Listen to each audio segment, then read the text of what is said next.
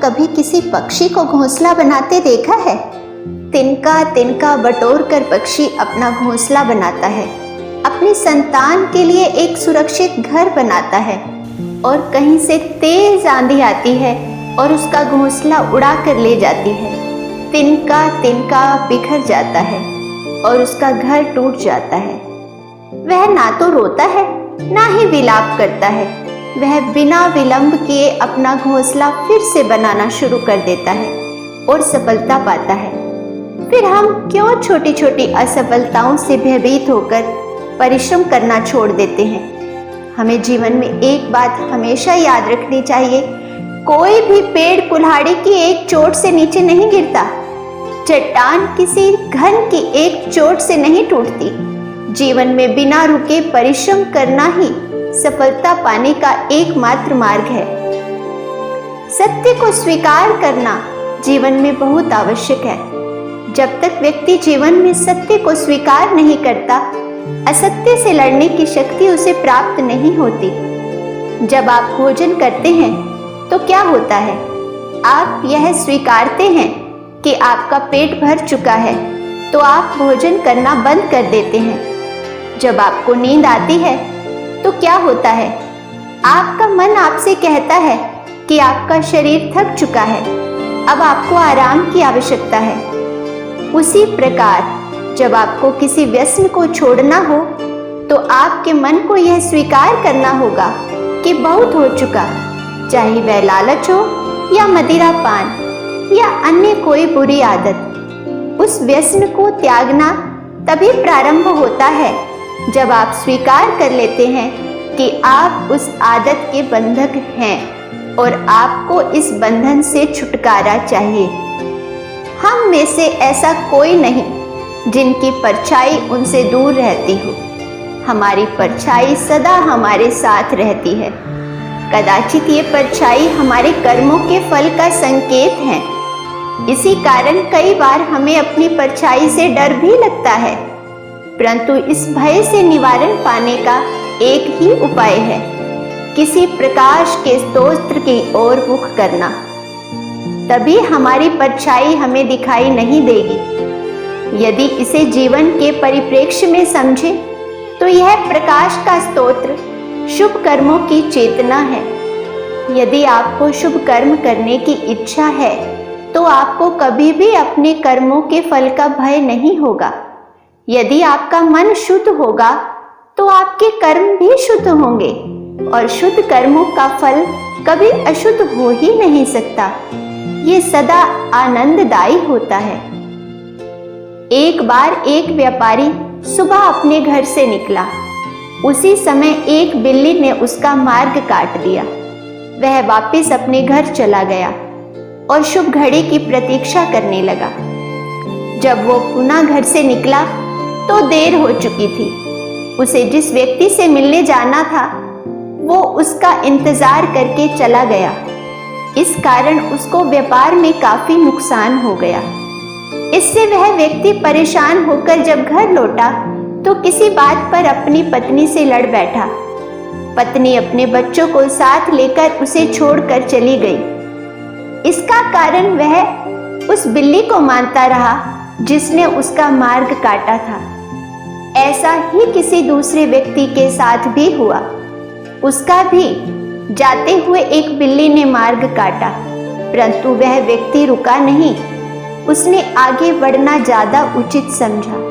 वह समय पर वहां पहुंचा जहां उसे जाना था और उसका कार्य सफलतापूर्वक पूरा हो गया। वह प्रसन्न होकर घर वापस आया और सबने प्रसन्नता से उसका स्वागत किया। सब और प्रसन्नता थी।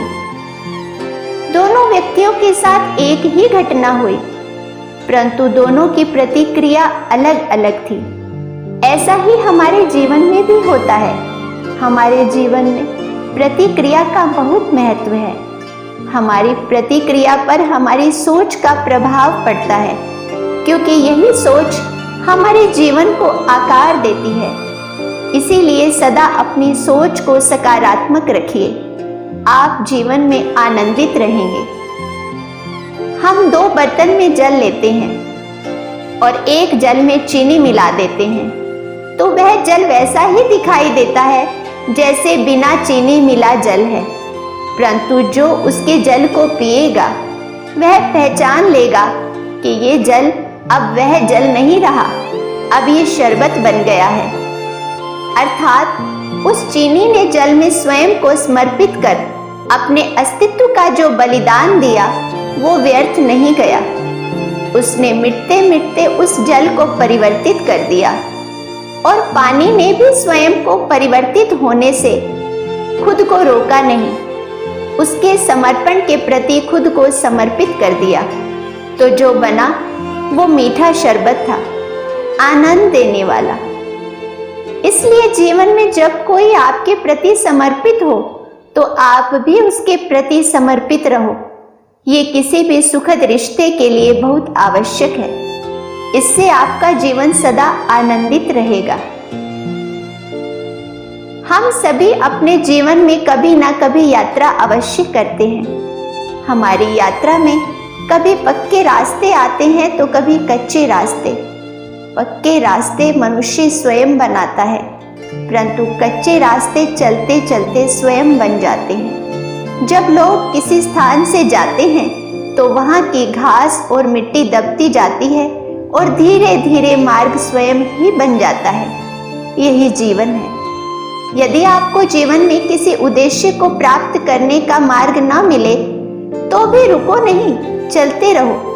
अर्थात प्रयास करना मत छोड़ो, मार्ग स्वयं मिल जाएगा। हम सभी जीवन में सफलता चाहते हैं, उसके लिए हम रात दिन मेहनत करते हैं, परंतु कई बार हम असफल हो जाते हैं। सफलता पाने का मंत्र बड़ा कठिन नहीं, बड़ा सरल है। ये उचित समय, उचित विचार और उचित स्थान पर, उचित प्रहार पर निर्भर करती है। जब आपके विचार, समय, स्थान और प्रहार यानी परिश्रम उचित है तो सफलता आपको अवश्य मिलेगी। जिस प्रकार एक लोहार लोहे से कुछ बनाते हुए उस लोहे के सही ताप तक आने की प्रतीक्षा करता है और उचित समय आने पर उचित स्थान पर प्रहार करता है और लोहा अपना आकार लेता है, ठीक उसी प्रकार आपकी सफलता भी आकार लेती है। सभी को जीवन में कभी सफलता मिलती है और कभी असफलता, परंतु अधिकतर लोग इसके लिए भाग्य का रोना लेकर बैठ जाते हैं। कुछ कहते हैं जिस स्थान पर मैं हूँ उससे किसी ऊंचे स्थान पर पहुँचने के योग्य था, परंतु नहीं पहुँच पाया। किसी को पीड़ा है कि जो उसे मिलना चाहिए वो उसे नहीं मिल पाया क्योंकि उसका भाग्य ही बुरा था या उसके भाग्य ने उसका साथ ही नहीं दिया। क्या होता है भाग्य? जंगल में खिला फूल किसी मंदिर में चढ़ाया जाएगा या किसी की वेणी में पिरोया जाएगा या उसे कुचल कर कोई उत्पाद बना दिया जाएगा। ये सब एक पुष्प के नियंत्रण में नहीं होता, परंतु जब तक उस फूल का अस्तित्व है सुगंध बिखेरना उसके वश में है। भाग्य आपके बस में नहीं, उसके लिए दुखी होने से क्या होगा? कर्म आपके बस में है, वो कीजिए, धीरे धीरे भाग्य भी आपके बस में आ जाएगा, तब सभी और आनंद ही होगा।